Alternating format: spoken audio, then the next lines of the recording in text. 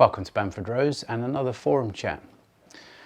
This week it's a problem that I saw on Aston forum, and by coincidence we had one of our customers come in with exactly the same issue.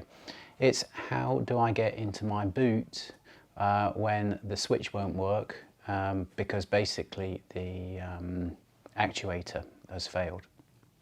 So here's a picture of the actuator on the table on its own away from the car, and then there's the picture of the actuator actually bolted into the boot with you can see it because the trim is removed.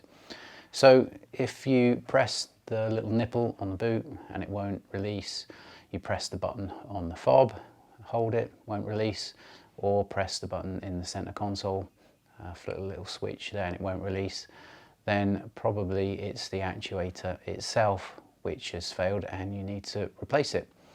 Cheap enough, they're about 50 or so quid. And the only problem is, how do you get the boot open to replace it? So got some pictures here of easiest way to do it.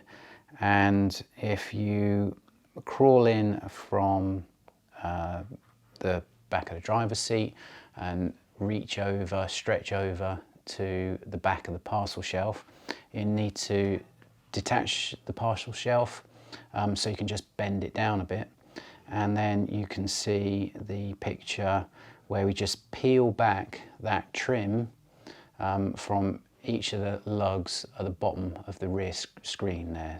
So get your hand behind that trim and give it a good tug and pull it down.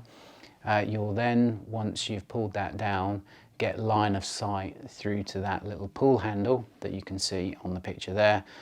Pull that manual handle and then the boot will open.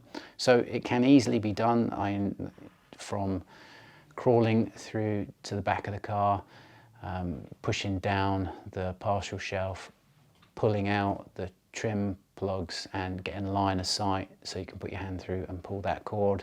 You know, it's certainly no more than 2 minutes, so don't panic. Easy at-home fix, and the actuator is cheap. But there's certainly no real need, if you didn't want to visit a garage to solve that problem.